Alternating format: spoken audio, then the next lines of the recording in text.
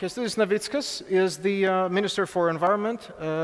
Is it raining in Vilnius as well this morning, or did you not see it? You think it's on? No, it's on. I left Vilnius last night and it was raining. It was raining, yeah. It's horrible, really. Okay, Meelis Münt is also joining us from Estonia this morning. How's the weather down there? Up there? Well, up there when I left this morning, it was raining, it was stormy, so it wasn't a very pleasant weather. But it was a night, so it's usually the thing at the moment. Good. Well, thank you very much for coming. And Jānis Eglīts, I will not ask you about the weather because I saw it today in Riga. It's horrible. But in any case, so Meelis Münt is Deputy Minister of Environment Estonia, and Jānis Eglīts, Parliamentary Secretary of the Ministry of Environmental Protection and Regional Development on Latvia. Well, thank you very much for joining me for this first panel. What we will do, we have approximately an hour's time. So we will hear your presentations first, and we'll begin with Mr. Navickas there. So what we will try to do is let's just take the stock of where we are in the three countries, and what, in your view, in the view of the three ministries of environment that are responsible for the implementation of a lot of these policies and basically encouraging debate about all of those things. So what is on your mind? What is on the agenda? What has been achieved so far? Mr. Navickas, would you, yes, the floor is there, and if you could use the little machine there that would switch your slides. Okay, thank you. Good morning. It's great pleasure to speak to your audiences. Thank you for inviting me, and I will go through quickly through Lithuanian achievements and some fears where we have, challenges in concern of climate change mitigation and adaptation issues. The first slide, I hope it will work. Yes, exactly. There's the first slide where we happy mostly about the gap. We're happy that the gap among GDP and GHG it's growing. So this is looks like nonsense, but it's true because it means that Lithuania already switched from heavy industry country to smart economy and cleaner economy. And as you see in the graph, it says this difference among GHG and GDP. It's still growing, but of course, we cannot stop here, and we won't stop here because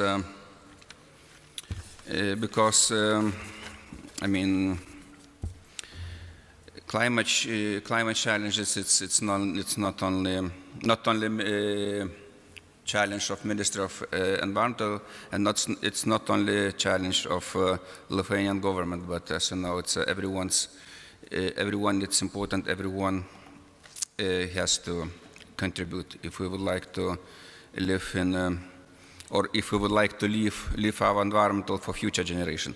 So shortly, Lithuania has a climate change strategy by 2050, and we have also climate change management policy by 2020. So it means that in general, policy or strategic policy framework it's on the place, but it is as I said, it's not enough because when we go to implementation stage, that it's most challenging to mainstream climate change to everyday's life and to every sector, because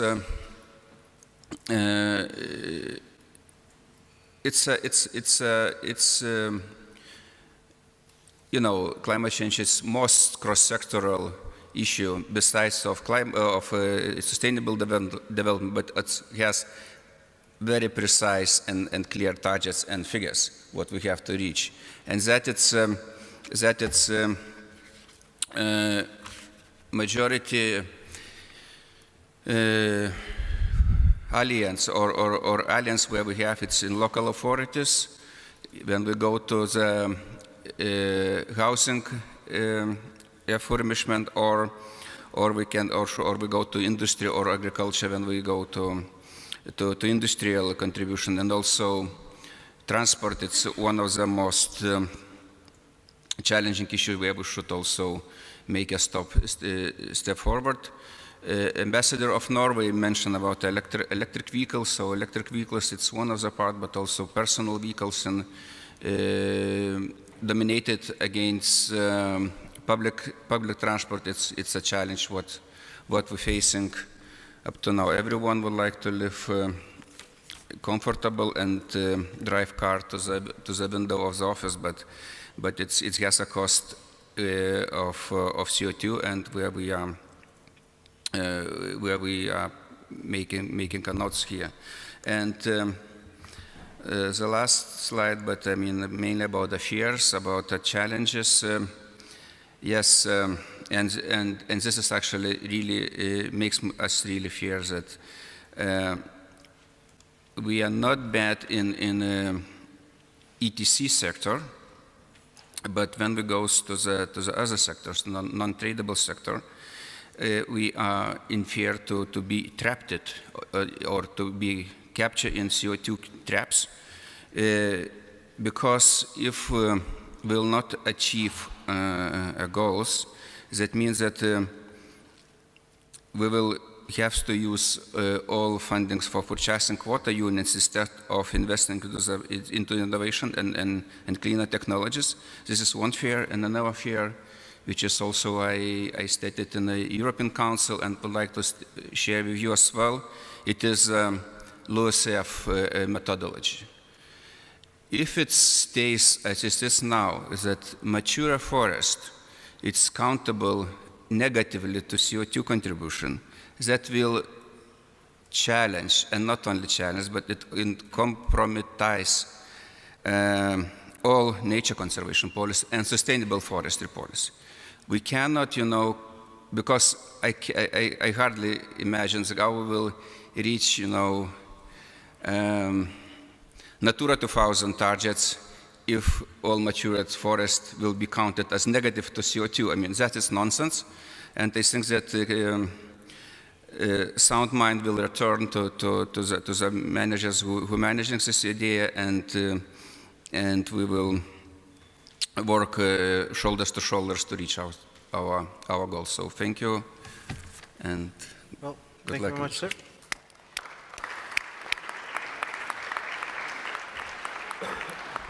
Okay, thank you very much, Minister. A great many issues we will be touching upon in our conversation. I think the potential trap that you mentioned in the non-trade sector of emissions, I think, is something that's relevant to all the three countries. So that is something. And by the way, I have questions for you and the other panelists coming in on the Slido application. So please, I mean, you're already very active in using the application. That's very good. As you have a question, it's easier than ever. Just type it in, and it's going to reach me, and I will try to readdress it then to our panel there. Madeleine Smith, you would like to explain a little bit about the Estonian situation, and how do you see it, and what is the challenge up north from here? Yes, thank you very much, and good morning, everybody. And I would like to really extend my thanks to the organizers, because I know it's not easy to organize an event like that. We had this similar conference approximately 4 years ago. Maybe it's some way spurred also Latvians to organize a conference like that, but I really acknowledge you for this effort, for putting up or organizing this event with such a comprehensive and also I would say maybe a bit of a provocative agenda for us. So thank you very much, and I'm sorry to say that our minister was not able to come here because of the presidency duties. He has been away for weeks, and now he's really trying to, before COP23, he tries to a bit handle domestic stuff before he leaves to Bonn. So he asked me to stand in for him on this occasion. But I don't know whether everybody has this printout, so I can really. I took a bit of a glance at this paper, and I must say that we share a lot in common in terms of Baltic states. We have the same challenges. We have, let's say, the same. We share a little bit, or let's say, we share a lot the same history. I see that our greenhouse gas emissions have decreased a lot. We have achieved this decoupling. Although I'm also seeing that our greenhouse gas emissions are rather different. There are Lithuania and Latvia, they have a lot emissions coming from non-ETS sector, which probably makes achievements and policy decisions in those sectors even more challenging one. But in opposite, in Estonia, we have a lot of emissions coming from energy sector or sector which falls under the ETS or trading scheme, so we have challenges in this sector.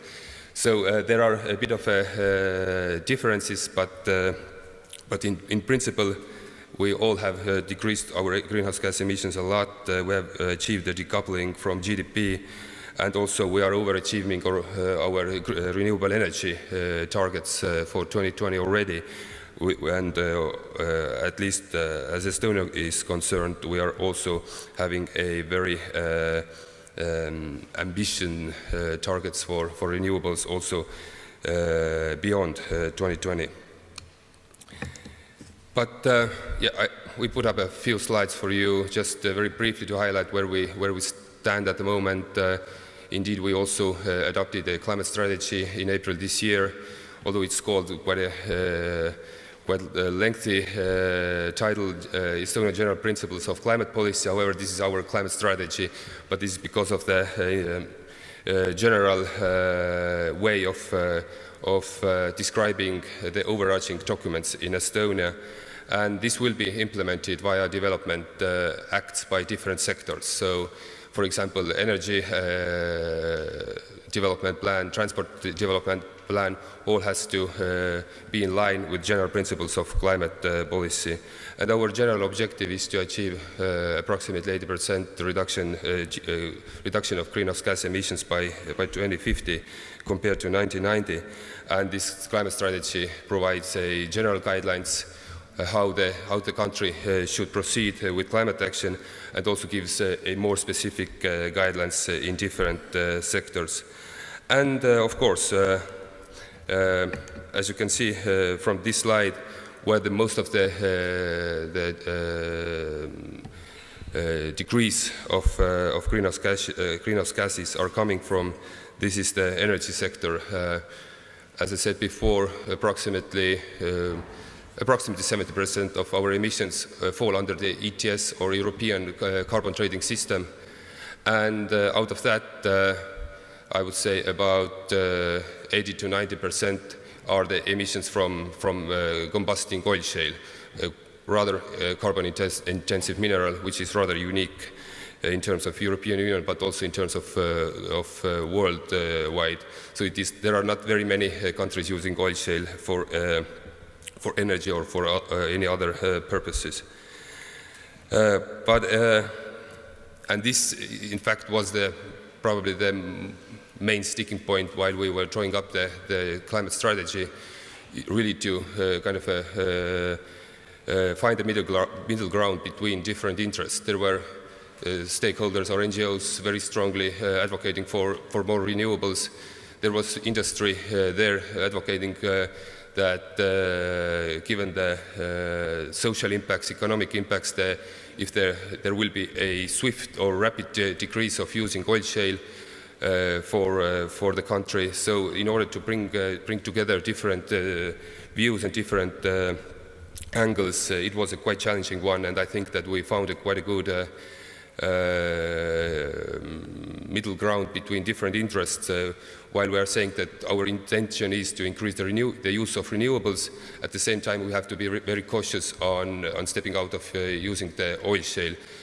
So the idea is that we have to use oil shale more resource efficiently with a much higher coefficient ratio, and move from direct burning of oil shale into producing more valuable products.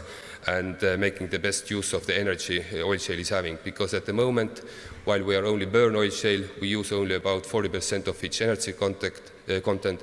But during this transformation, we are able to use approximately 85% of the energy or the value embedded in the oil shale. So this transformation is also can benefit us to achieve our targets for 2050. But of course, there are reservations. It really much depends on what will be the oil price up to 2050, what will be the EU and global climate policy, what will be the price of CO2. All of these criteria affects the use of oil shale. So of course, we have to be vigilant to see whether our objectives can be put in practice as well. And of course, this climate strategy is a living document. We will review it.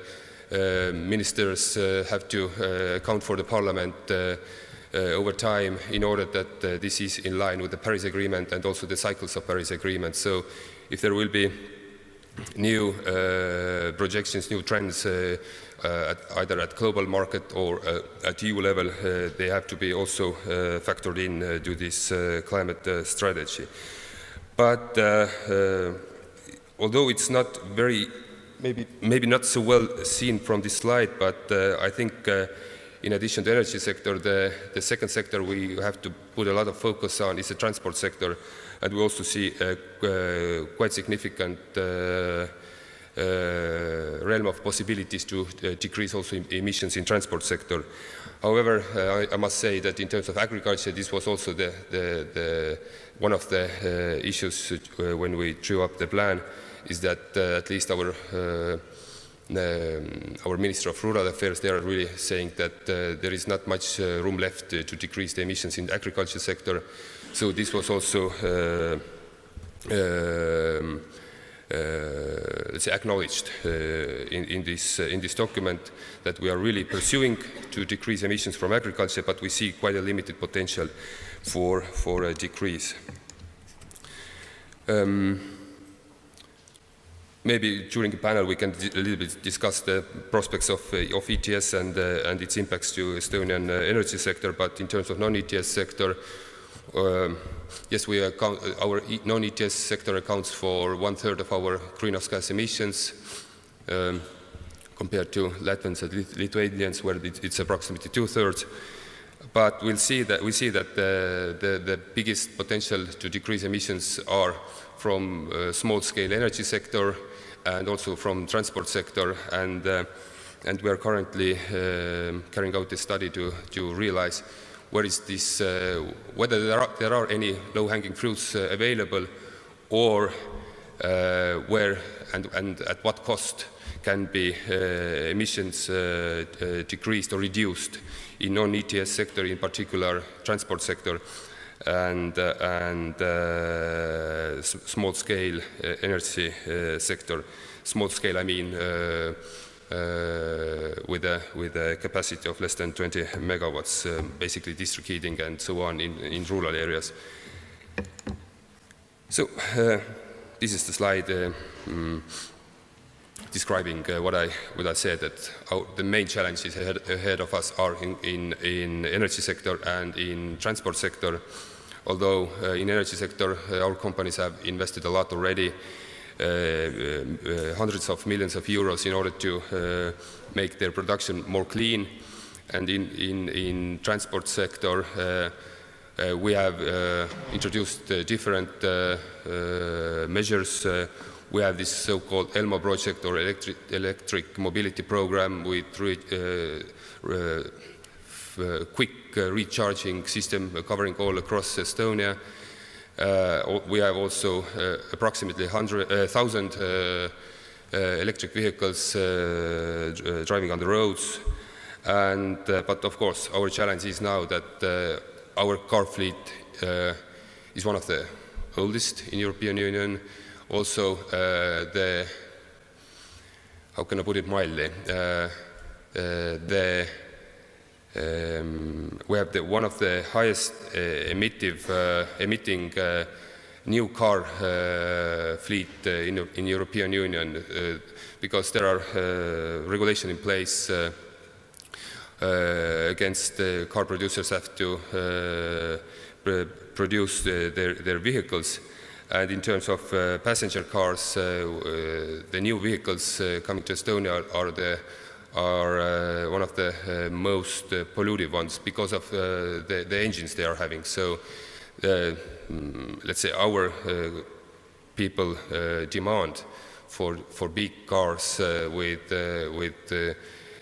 without paying extra attention on fuel consumption and CO2 emissions is the kind of a habit our people in Estonia having. But also, last slide about financing climate action. We have different measures in place. We have worked a lot in terms of how to improve the energy efficiency in different sectors, and now we're mainly focusing on local municipalities, how to increase the energy efficiency in kindergarten, social welfare buildings, and so on. Also, we will continue with to some extent also the measure to increase the energy efficiency in private houses, and also to introduce some renewable small-scale or micro-scale installations or applications in private houses. As I said, transport sector is a challenge. So now we are mainly working with introducing a biogas or biomethane use in transport sector, and of course, in terms of I'm mainly focused on climate mitigation, but also climate adaptation is of the same importance. And we also, thanks to a Norway grants, we have drawn up our climate adaptation strategy, and now we are trying to implement it. So we are now focusing on to mitigate the flood risks and to introduce new pilot projects for climate adaptation. And also we stick to our commitment to contribute at least with €1 million per year activities in developing countries. And maybe last point where we are really working heavily at the moment is to encourage new entrepreneurs, new startups to come up with their new solutions to tackle the climate change. And we have special measure in place to support and could give some seed money for new startups, for new entrepreneurs to bring their ideas into life, either via using ICT technologies, via using chemical engineering, whatever.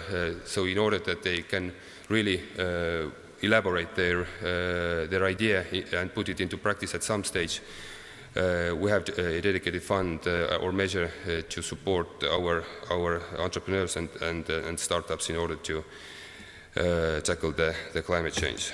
So that's all from my side. Can you skip back? Thank you. Can you skip back to that picture you had with the? They not allow. I was just wondering about that factory. I mean, the big smoke coming out from the factory. I was wondering whether you just put a picture that's of a non-functioning factory, or is it? Was the factory functioning, or is it? No, was it much cleaner? Well, yeah. The picture up left is from 1950s. So yeah, but the other one is a non-functional factory. No, this is functional factory. Oh, right. This is functional factory, and it really shows illustrates what kind of how this development or has been undertaken throughout the years. All right, good. Just speaking on it. Sorry for that.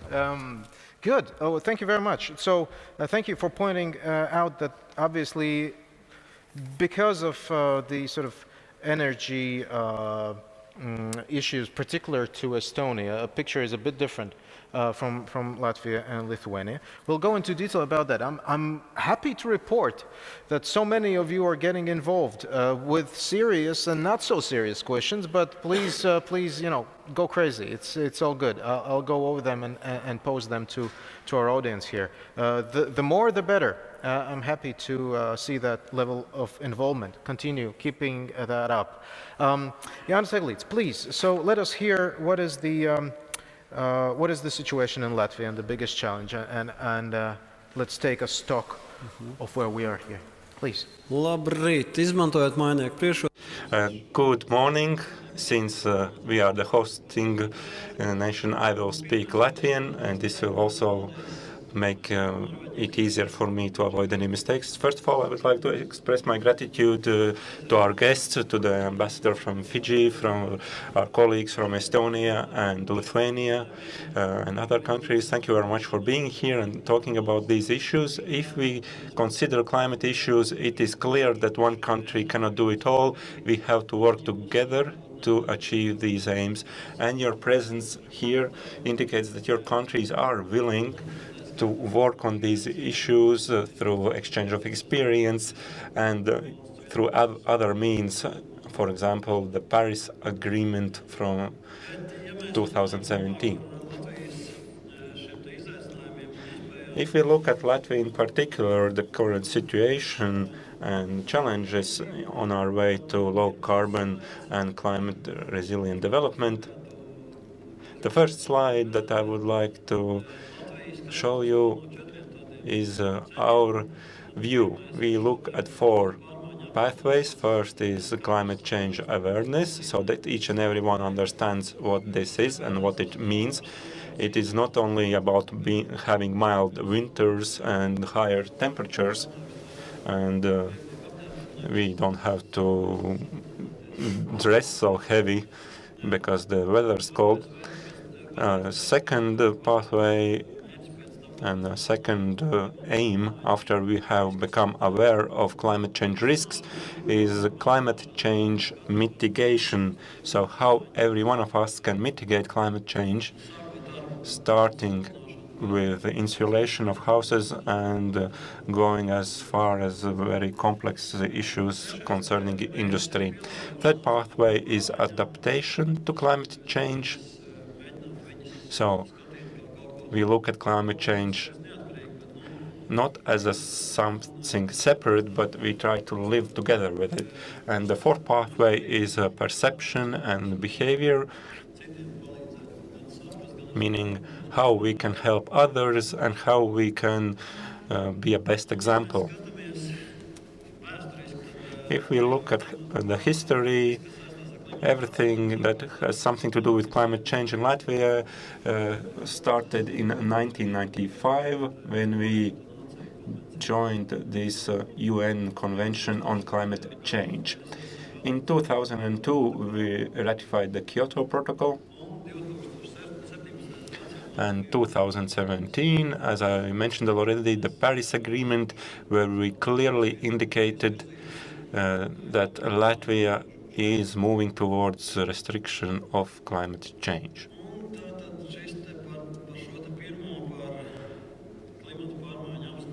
Going back to the first pathway, climate change awareness in Latvia, there are many people in Latvia who still do not believe in climate change, despite this being a scientific fact. Nevertheless, there are some who consider it to be a myth. They think it is something that does not affect them. There are also groups of people who consider this to be a positive change. As I said, they don't enjoy very cold winters or very hot summers, and these people feel very well when the temperature is lower or higher in their respective seasons. What we are doing, we are trying to provide information to our society to inform of the risks and what could follow if we do not do something today.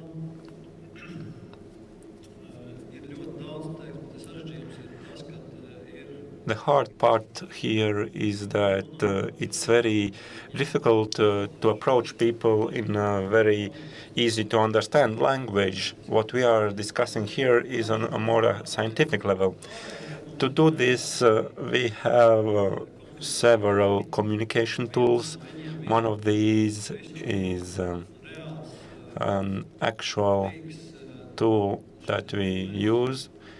The first one you can see here, meteop.lv, where the situation is evident We have data on climate change since 1960s up to today, and we have simulation of the situation for the next 100 years so that people can see what the state of play will be then and make his or her own conclusions.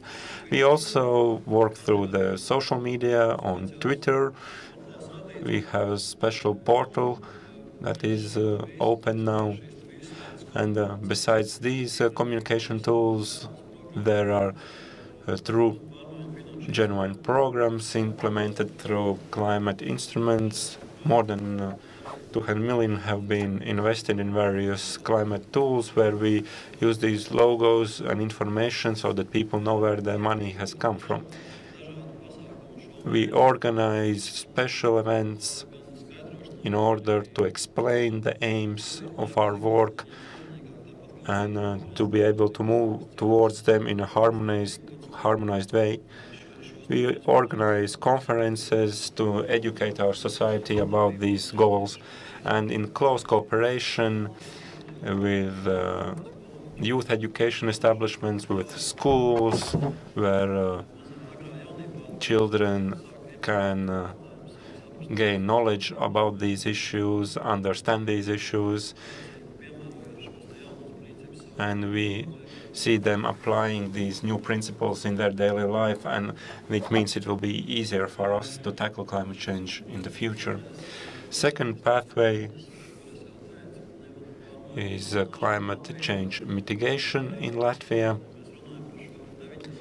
If we go back to the 90s again, and 1990 in particular, we had very high emissions that year and very low efficiency.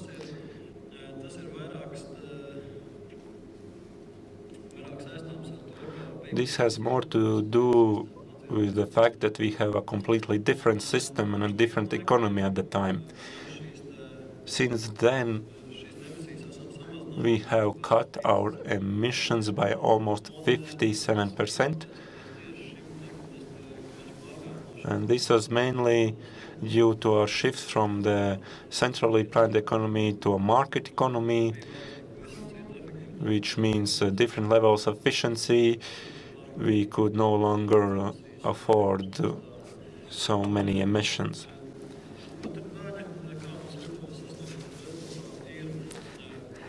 Second part, how we achieve the efficiency, is by moving towards renewable energy. Our future targets are even more challenging. We still need to cut emissions further. If most emissions come from agriculture and transport, then we only have one small sector remaining. And here in this slide we see the split of GHG emissions in Latvia. Like I said, major contribution, just like Estonia and Lithuania, one of the major sources is transport, and agriculture comes second. If we talk about the goals to be achieved, that broken line shows our path which we should follow in order to achieve our goals by 2020.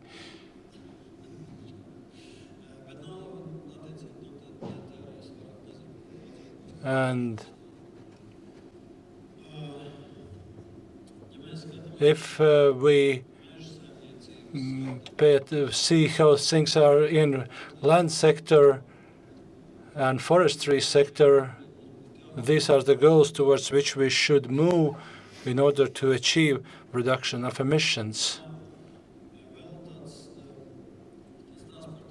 And now, Latvia is one of the first countries which used CO2 as a taxed CO2, and this way we also work with our transport sector, and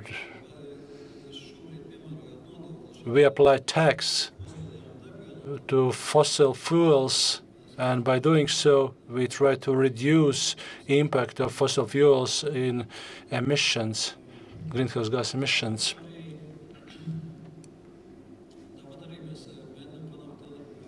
And we also work with energy efficiency.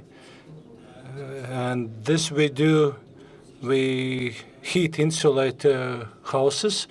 In the time period 2010 up to 2016, we heat insulated 1,640 buildings, and final energy intensity was decreased by 44% in the time period of 2005-2014.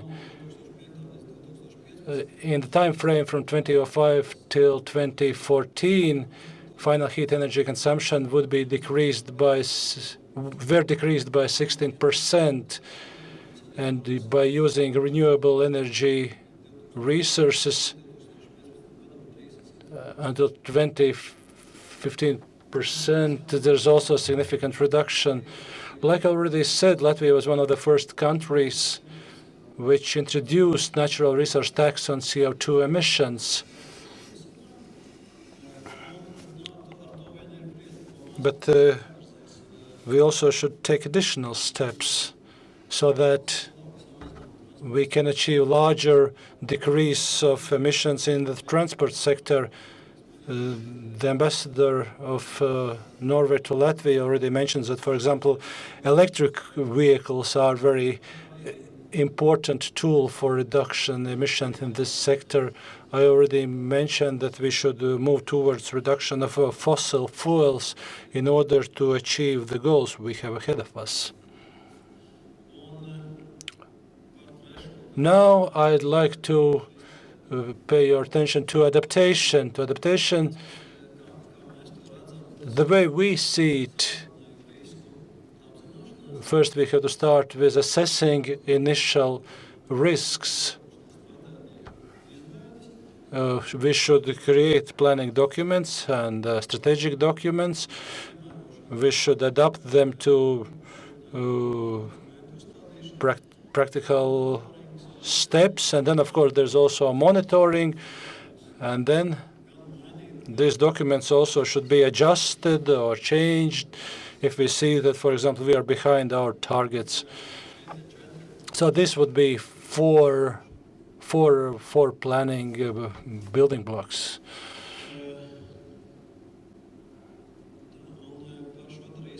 Now, as for comprehensive climate change risk assessment, where the largest risks are, like already mentioned, that's agriculture, it's forestry,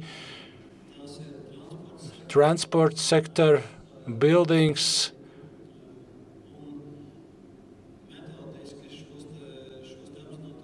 and these risks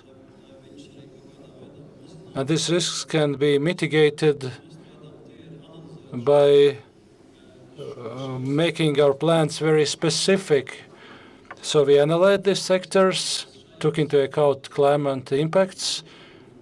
We did risk analysis. We performed risk analysis and evaluated how can we reach our targets. So in the future, we planned to apply new pathways. And we also, of course, the development is important to us. Now, item number four, namely perception and behavior. I should mention that many people in Latvia believe that Latvia is a very environmentally friendly country and that there is no additional need to become more green. But from our side, from the ministry side, we believe that there is still room for improvement, and we can achieve larger goals and aim higher. Many in Latvia believe that we are relatively small and that our impact is not large regarding creating and driving climate change. As I can say that even a small contribution can affect and this adaptation and to climate change does not start in large countries or large factories, but it starts by the way people act in their daily life. And this way, how children learn to be climate friendly, and they learn these better practices and so on and so forth. We can build upon better society this way. Many believe that it's not possible to influence climate change as such. I should note that taking a historical look, I must say that people already have affected climate change. There is global warming present. If it happened once, then we do not see why it should not happen again, but with the opposite, in the opposite direction, this change should take place. There have been many people around who believe that climate change, the mitigation of climate change and adaptation to climate change, it's not their responsibility. To this, I'd like to come back to the item number 2, that our responsibility is what we do with our climate, with our lives, with our practices, and how do we affect things and people around us. If we believe that that our attitude towards our to people around us is not a responsibility, then I should say it is not so. We are responsible also for not only for our activities, but also for activities of other people. So there is a gradual shift in attitude, but what we want to achieve with this shift is more rapid. And last slide, if so far it was emissions were developed in parallel with GDP, and we knew that it's not the right way to do, and the right way is to decouple greenhouse gas emissions and GDP growth, and we should become more efficient. We should go for higher income. We should look for energy efficient ways. We should reduce emissions so that keep our environment environmentally friendly, as well as to be able to pass the environment we got from our parents. We should be able to give it to our children. Thank you very much for your attention.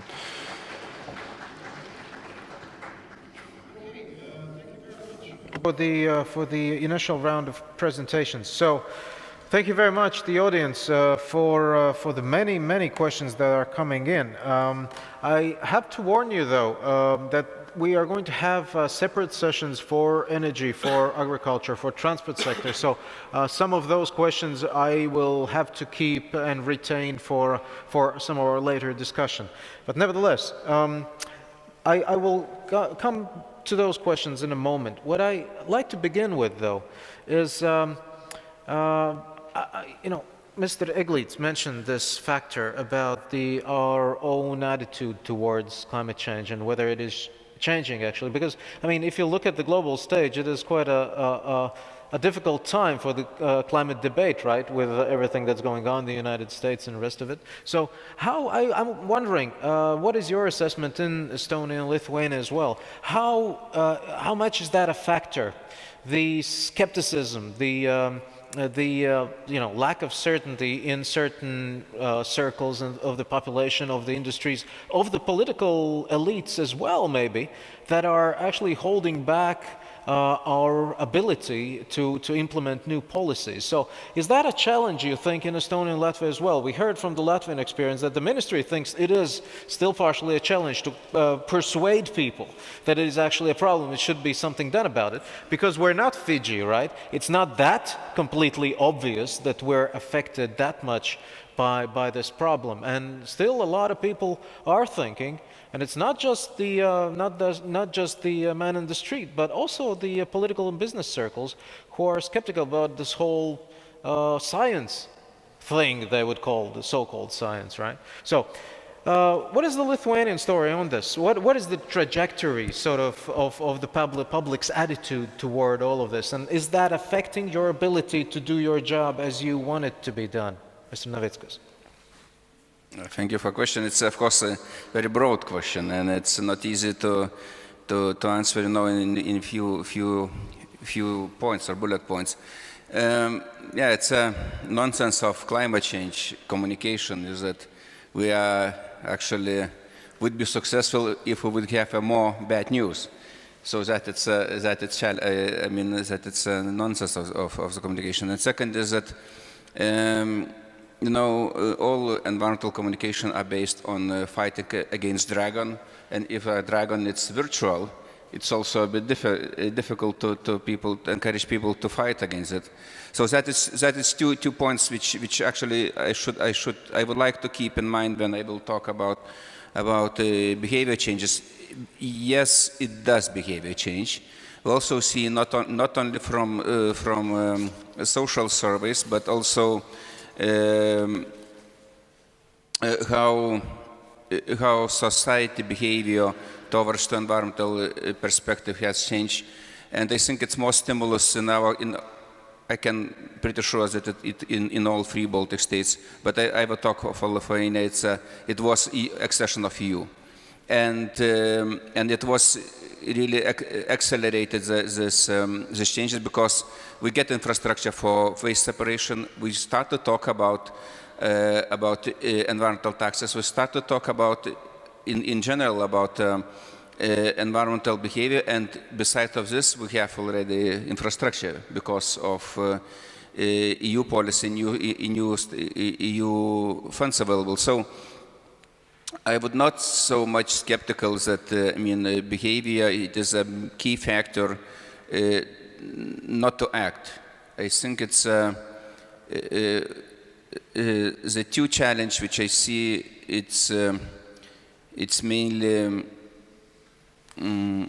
can be reachable through proper integration climate change issues in other sectors to mainstream sectors, or to bring attention of other sectors for fight for climate change. And it's another which is in particular attractive for new generation. It's for this one option for reaching of goals. It is innovations, and innovations it is which is really attracts young generation. So I think it's in general it does affect. Of course, we cannot ignore, but it's definitely not a critical society behavior. So from the Estonian perspective, would you agree it's not critical? It is sort of a problem. There's still a remaining skepticism whether it is a problem and whether it can be tackled by human efforts, right? The overalls.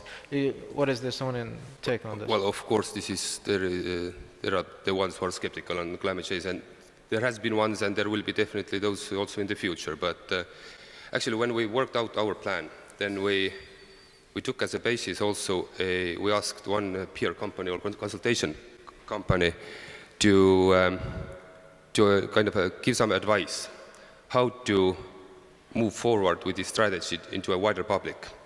And actually, of course, there are people, or there are, let's say, more, let's say, younger generation. They really understand the issue, and let's see, for politicians, for civil servants, to move forward with the climate action and climate policy will be definitely much easier, let's say, in next, let's say, 10, 20 years to come, because the new generation really understands the issue, understands the problem. Of course, there are skeptics in Estonia, and the sad story is that they are more vocal. They have, let's say, better access also to media, who are skeptic in terms of climate change, the science behind that.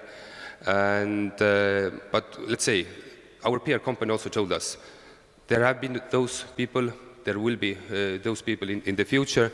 I think there will be less people skeptical on climate change in the future, so it makes your work easier.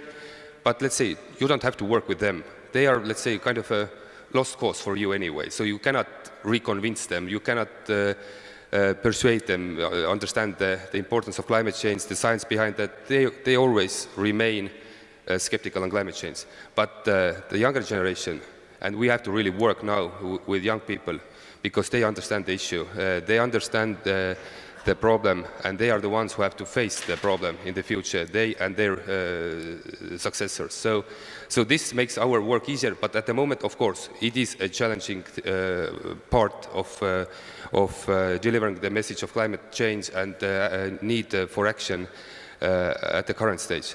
At the political sphere, let's say, of course, there are extreme parties saying that this is the climate change is a delusion or something which has been there over millions of years. We have colder periods, we have warmer periods. It has nothing to do with human action.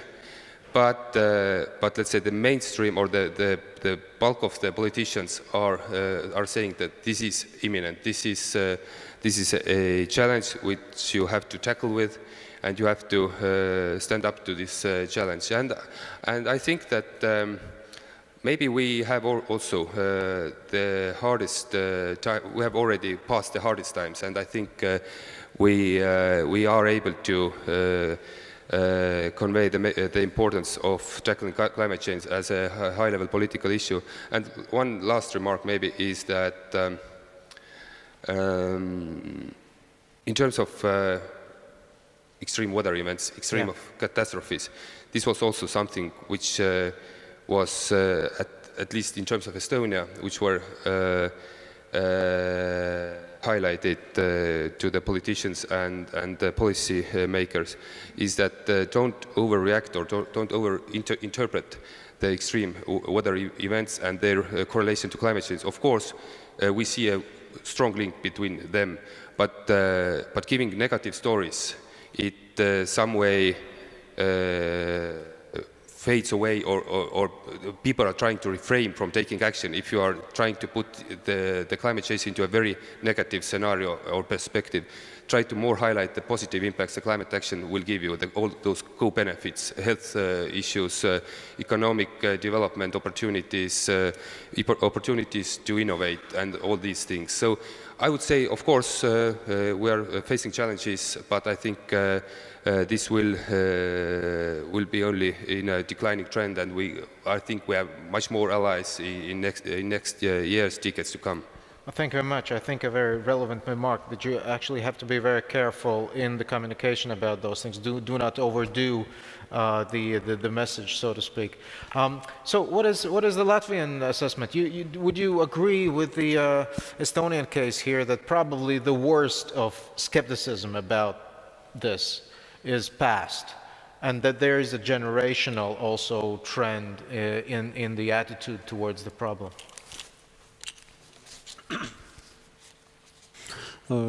Yes, I think so. I told you before that the future is most important than the past. All right. Good. Okay. I will then switch to the questions here, and some of them are actually focused and sort of built around the policy decisions that need to be made in the coming years to meet the emissions targets. So you mentioned the low-hanging fruit idiom, right? So the things that would be easier to do, and the first on the list in different sectors, and probably the Estonian case is a bit different once again with the oil shale and the rest of it. But nevertheless, you might come back to that sort of your to-do list that will bring the most decrease in emissions, and that would be the easier to do in the coming, I don't know, up until 2030. And in the Latvian and Lithuanian case as well, in other sectors of emissions, right?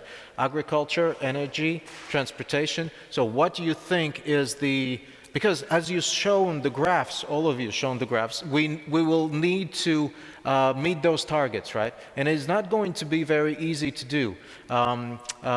Various sectors will need to do something about it. So what is the low-hanging fruit? What is the high-hanging fruit that nevertheless will need to be reached in next 10 years? And what is going to be the biggest challenges politically and in terms of the economy? So if you could give me a list, I don't know, 1, 2, 3, what is on the political level, your priorities. So, shall we begin with the Estonians here? Right. Yes, thank you. Well, starting from low-hanging fruits, I think in an Estonian case, we still have a lot to do in terms of energy efficiency, and I think that the cheapest energy is the avoided energy, or avoided use of energy. So I think that if we really can continue the action we have taken in terms of increasing the energy efficiency in buildings, which accounts for the bulk of the energy consumption in Estonia. So I think we can achieve a lot of decrease also in terms of energy production. So this may be one of the low-hanging fruits in terms of Estonia. The second thing is also the fuel switch in boiler houses. We do have a lot of boiler houses in rural areas. So they are using oil, or they are using solid fossil fuel to make a fuel switch, for example, to biomass. So this is also another, I still quite swiftly implementable action, what you can put in practice, and I would still call it as a low-hanging fruit. From coal to biomass? Yeah, from fossil fuel to biomass, or for renewable energy. Maybe I would also, well, this is a very sensitive one, is the transport sector, and of course, this is a political question, and I would leave it to ministers in Estonia, but of course, everything what is related to taxation of transport sector. So this is the thing where we see quite a lot of mitigation potential in terms of reduction of greenhouse gases, but it requires also, but it has economic impacts, and impacts to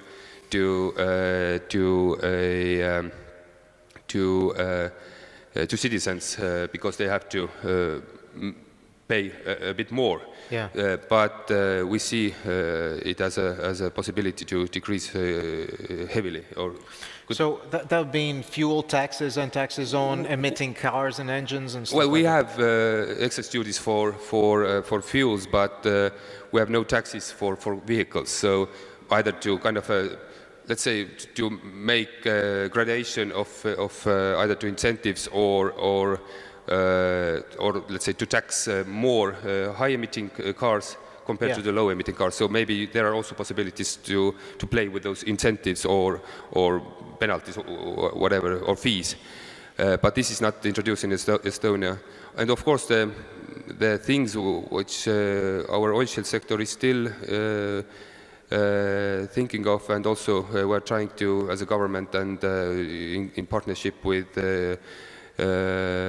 academians and the academic sector, is really to see the possibilities to introduce maybe a carbon capture and storage, carbon capture and utilization opportunities. So in order that we will not, that energy sector, while you are producing energy from solid fossil fuel, the CO2 what comes out of the stack, instead of letting it out, you will capture it and you store it. So, but this technology is very expensive.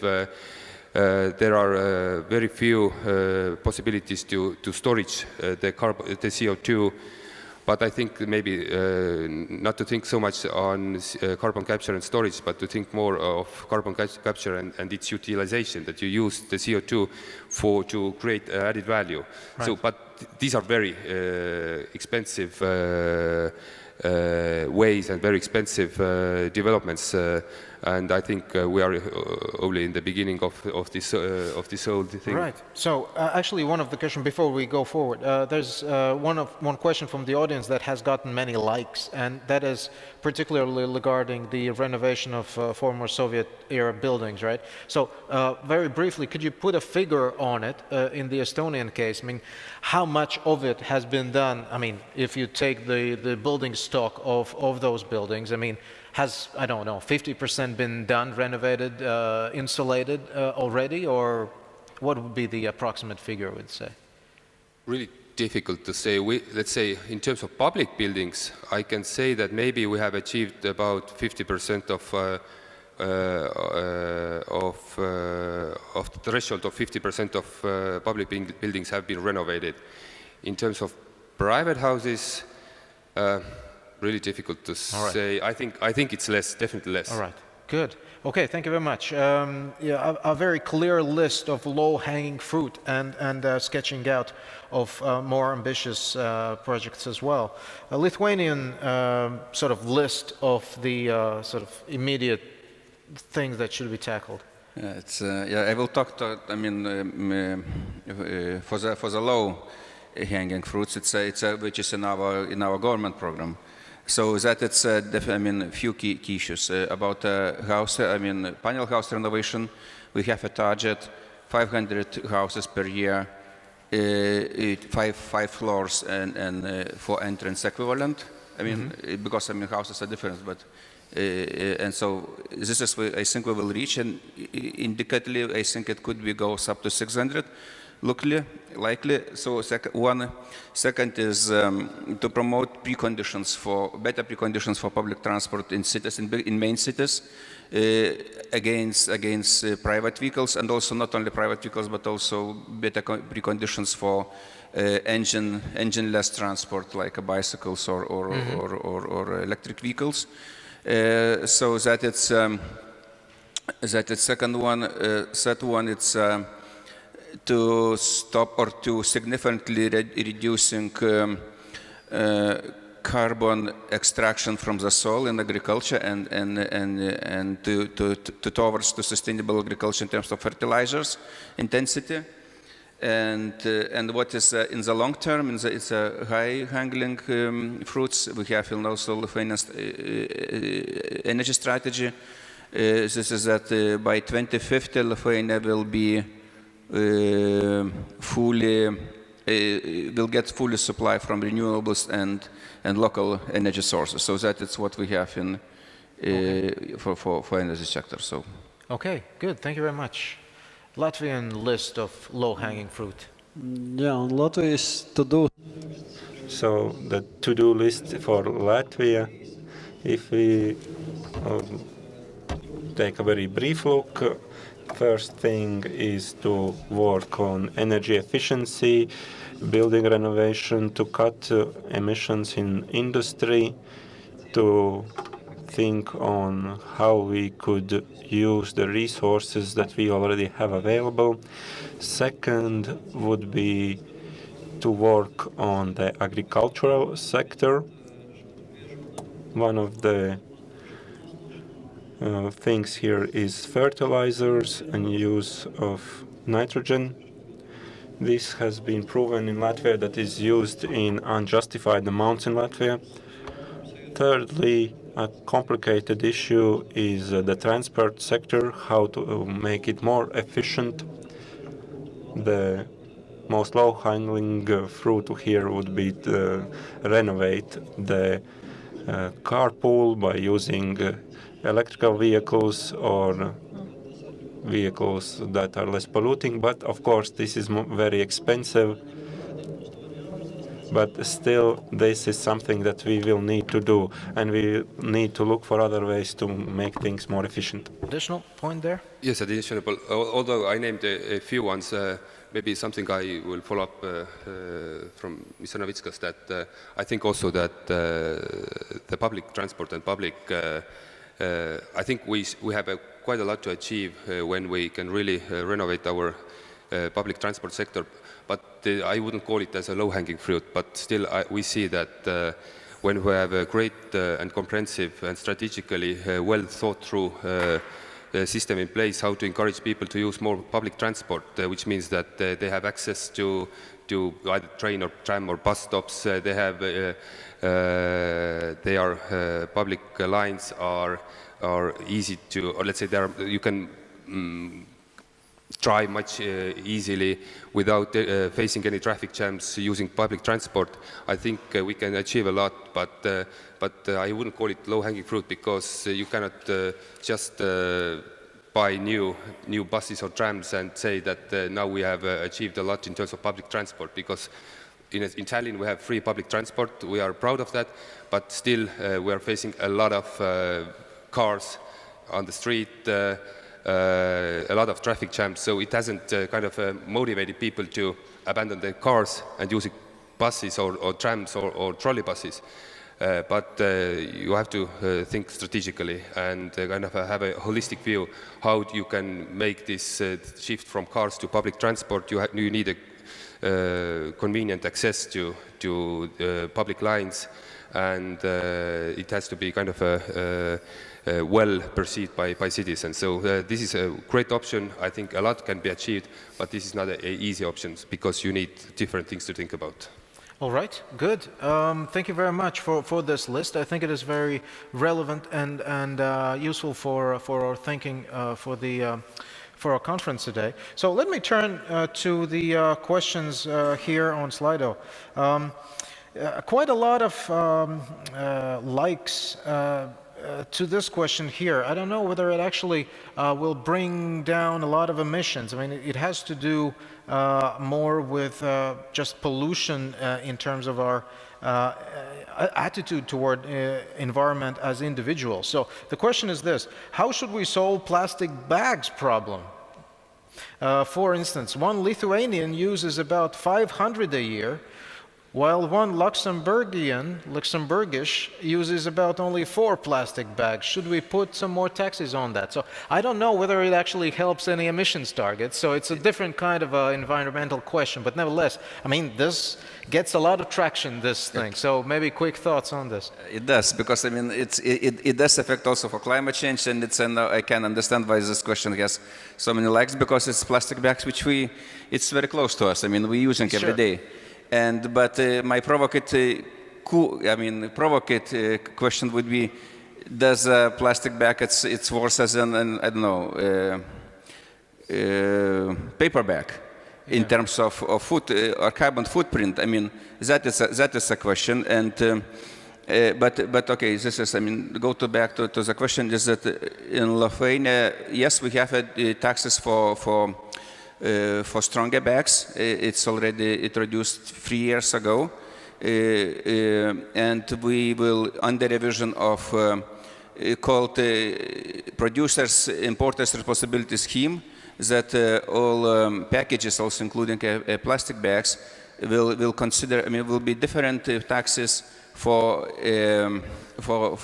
packages which can be recycled and which not can be recycled. That means for packages which cannot be recycled, the taxes will be different compared to the recyclable packages. So that it's affect also the plastic bags. But as I said, I mean, many times using bags, it's much better than I mean, change from plastic to paper, in my opinion, because it's anyway once how to say, used packages. All right, good. I'm sorry, we have just 2 minutes left, so I will give you another question that gains a lot of traction on Slido, and your concluding remarks with that as well. So there's a question: is there a political will in the Baltic states to sign an agreement to coordinate and support their strategies at the EU level on climate change issues? So is there any sense or any perspective or any need for sort of a Baltic coordination in this area, or it's more or less a different thing on the how you work on the EU level? So that is the question from the audience, gets a lot of likes. I will supplement it with something that you can conclude on with this panel. So how optimistic are you? I mean, if you had to, I don't know, put your money on whether your country meets the 2030 targets of reducing emissions, would you put a lot of money that your country will actually will be able to do that and accomplish that? Okay? 2 questions for your concluding remarks. Estonians go first. Well, starting from the last question, yeah, sure, I could bet some money that we are meeting our targets, because I see no reason, for example, I see no reason, first, why we shouldn't meet our targets. Secondly, I think this is every government obligation or duty to meet their targets. And not because it's asked by the European Union, but it's something we owe for our future generations. So I think no government, or I would say Estonian government, can't take the position that we will not meet our targets, because this is something what we can, of course, blame for later on, but this is something which is our obligation and responsibility to do. So yeah, I would definitely bet money on that. Coming back to the second point, I think the cooperation is not only for Baltic states, but I think we should take even broader picture, and I think this cooperation is becoming more and more valid and important for climate action. And I think we shouldn't only cooperate between the 3 Baltic states, but we should also cooperate around the Baltic Sea, with Nordic countries. But at the end, I think it's important that the EU together acts accordingly, cooperates, and given that there are different circumstances which has to be taken into account between different member states in the European Union. So, of course, the cooperation, the broader the cooperation is, the better for climate change. And did you have any? Oh, that's good. Okay. Okay, the Latvian take on this, and then we'll finish with the minister. Šobrīd For time being, just like I said before in my address, climate change topics cannot be seen as happening just in 1 or 2 or 3 countries. We should work regionally, and also all the world should work together to achieve common goals. In order to move toward these goals, we have to act in concord. But as for the Baltic states, the topicalities are different. There are many common things, but then there are some topics which are different. Therefore, we have not thought something separate agreement. Nevertheless, cooperation takes place, and the direction as this cooperation takes place, I think it's the right one, and we have to keep working in this way. Would you bet your money? Would you wager your money on this? How much? How much money? Well, if we do not achieve these goals, then we should not put forward these goals. So we should move toward these goals, and at least I personally do not doubt that we are going to reach them. In terms of cooperation with the Baltic states, yes, we have a format annually, informal meeting of ministers of environmental. So next year will be in Lithuania.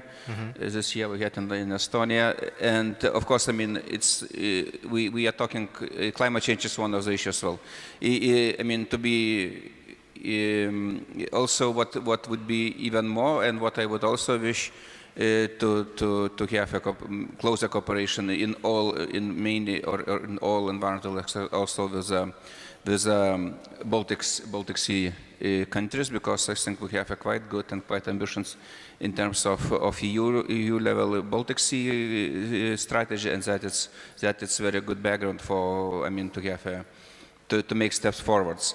Yes, if I would find, I mean, big piece of gold in our state budget, that of course I would go through development of public transport infrastructure, railways infrastructure, I mean, and also innovations in particular in agriculture, which could allow to give as the same result, but less fertilizers and less, carbon extraction from the soil.